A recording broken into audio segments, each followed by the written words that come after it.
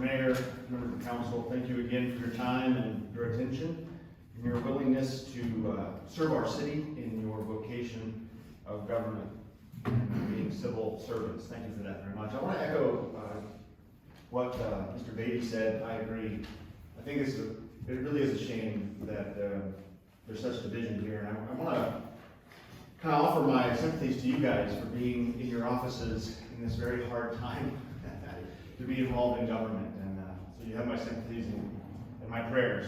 Congregation prays for all of our leaders by name on a weekly basis and I in a daily basis. So this is a hard comment for me to make this time around. But once again, I implore you to resist the pressure to do anything on the topic of anti-hate this month and next even. Maybe reconsider. My request isn't for myself. It isn't for Christ's people at St. Mark. My appeal to you for this evening is actually for those people who hate me. I know full well how many of our neighbors see me. Truth be told, this entire conversation, both in 2021 and now this time around, on this anti-hate resolution, it's nothing more than a court of public opinion, and I'm the one on trial. That's the reality. We can't escape that. A good argument could be made that I am one of, if not the most hated person in town, and have been for a little while. Just yesterday, I read the words a resident drag queen wrote about me in the Lord's Church. I'm going to redact them for decency's sake, but you can read this as I leave it with the city clerk. But I quote, "If all he's done is be the author of incendiary messages on the sign outside his blank little church, he's still a mother effing a-hole in my mind, especially since through his sermons, he has convinced his moronic congregation to drink his own brand of Kool-Aid." Hate has a home here. People have hate in their minds, admitted right there. So the idea that we can make a resolution, a government resolution that says anything to the contrary would be a lie. And I don't want you guys to be liars. This isn't the realm of government. That's why this is a hard topic. But even if you did step out and say something like this, that means we have to answer the question, what's going to happen to everyone who hates me? If we make any sort of resolution with any sort of connection to hate having no home here, whatever catchphrase we want to use, does that mean we expect all those who hate me to move? I mean, I don't plan on moving. I love Ferndale. Came back here. Left once, came back. My wife and I just bought Christina's bookstore. We're going to use that to spread truth, goodness, and beauty throughout the county, to share the great conversation of the Western world with all of our neighbors and help enrich the children of this community and all of us. People want me to move. I've been harassed. I am the subject of the hatred. And I don't want any of them to have to leave. I love them as much as Christ does.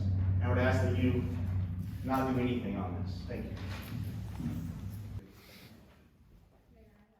But isn't that what kind of came out with the Redwood Pride drag show? Is there was gyrating, there was the tipping, there were these standards that you might not attribute to your own, but that were present in this one. So, I mean, you're kind of in that boat. Right. I believe because that drag show was kind of like after the pandemic and everything else, it was first drag show.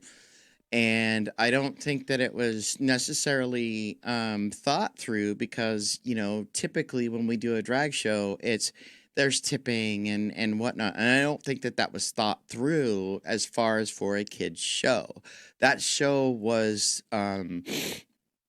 it wasn't very long. It was kind of not last minute thrown together. Everybody knew what they were going to do. But pretty quickly put together. But pretty quickly put together, right? So I don't think that those rules and standards had been thought about.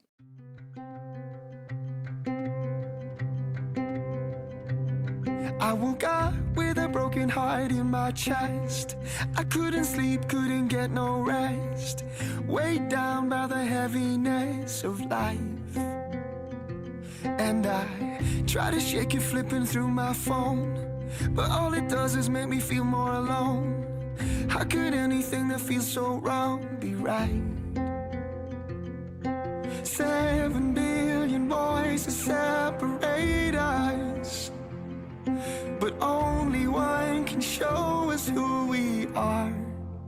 We are naked.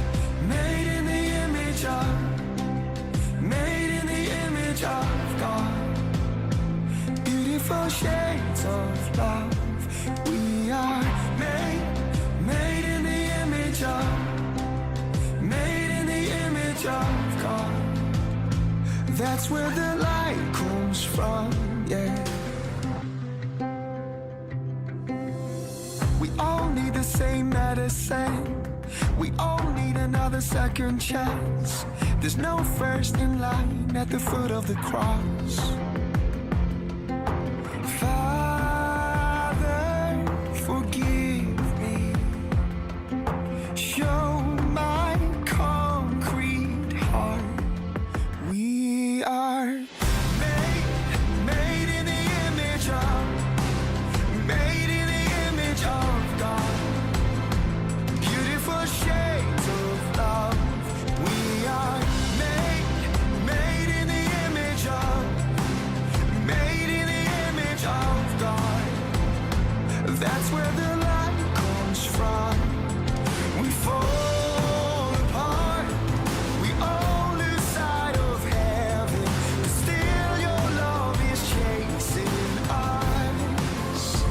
And oh, give me a heart for every heart that's breaking, and give me eyes to see with so much more than flesh and blood.